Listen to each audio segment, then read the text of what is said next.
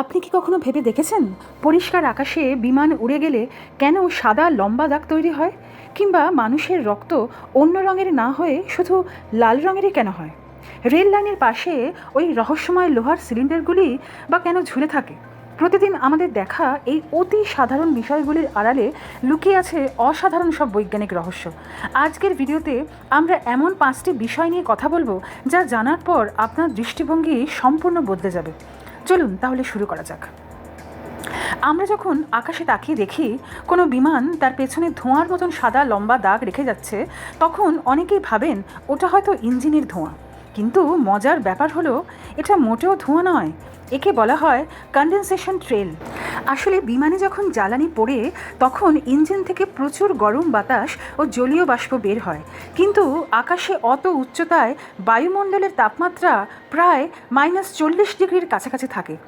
এই তীব্র ঠান্ডার সংস্পর্শে আসতেই ইঞ্জিনের গরম জলীয় বাষ্প দ্রুত জমে বরফের ছোট ছোট কণিকায় পরিণত হয়, আর সেগুলোকেই দূর থেকে দেখে মনে হয় প্লেনের ধোঁয়া।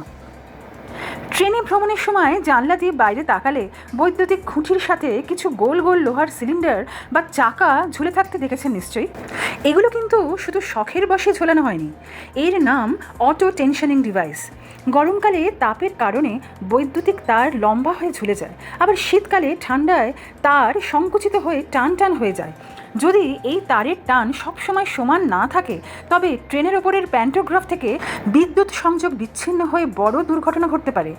এই সিলিন্ডারগুলো কাউন্টার ওয়েট হিসেবে কাজ করে এবং আবহাওয়া যাই হোক না কেন তারের টানকে একদম নিখুঁত রাখে। আমরা সকলেই জানি আমাদের রক্ত লাল, কিন্তু জানেন কি কেন? আসলে রক্ত লাল দেখানোর মূল কারণ হলো লোহিত রক্তকণিকায় থাকা হিমোগ্লোবিন নামক এক ধরনের প্রোটিন। এই হিমোগ্লোবিনের ভেতরে থাকে আয়রন বা লোহা। যখন আমরা শ্বাস নিই তখন অক্সিজেন এই আয়রনের সাথে মিশে যায়। এই অক্সিজেন মিশ্রিত আয়রন রক্তকে উজ্জ্বল লাল রঙের করে দেয়। তবে মজার বিষয় হলো অক্টোপাস সহ আরও অনেক সামুদ্রিক প্রাণীদের রক্ত কিন্তু নীল রঙের হয়, কারণ তাদের রক্তে আয়রনের বদলে কপার বা তামা থাকে। বর্ষাকালে বা কুয়াশাচ্ছন্ন রাতে হাই ভোল্টেজ বিদ্যুতের খুঁটির পাশ দিয়ে যাওয়ার সময় আমরা এক ধরনের চড়চড় শব্দ শুনতে পাই। মনে হয় যেন তারের ভেতর কিছু একটা ফেটে যাচ্ছে। বিজ্ঞানের ভাষায় একে বলা হয় করোনা ডিসচার্জ। যখন তারের ভেতর দিয়ে উচ্চ ভোল্টেজের বিদ্যুৎ প্রবাহিত হয়, তখন তারের চারপাশের বাতাস আয়োনাইজড হয়ে যায়। এই প্রক্রিয়ায় বাতাসের অণুগুলো যখন ভেঙে যায়, তখন ছোট ছোট অদৃশ্য স্পার্ক বা স্ফুলিঙ্গ তৈরি হয়, যা থেকে এই চড়চড় শব্দ উৎপন্ন হয়।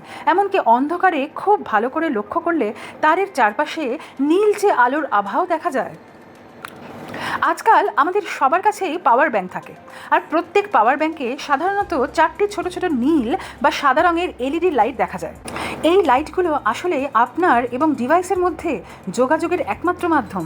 প্রতিটি লাইট সাধারণত ব্যাটারির 25% চার্জ নির্দেশ করে, অর্থাৎ যদি 3টি লাইট জ্বলে থাকে তবে বুঝবেন আপনার পাওয়ার ব্যাংকে 75% চার্জ আছে।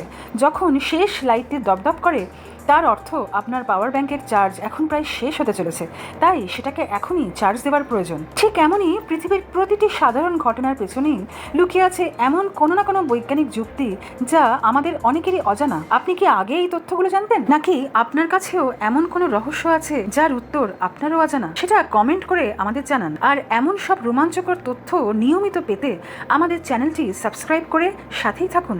দেখা হচ্ছে পরবর্তী ভিডিওতে।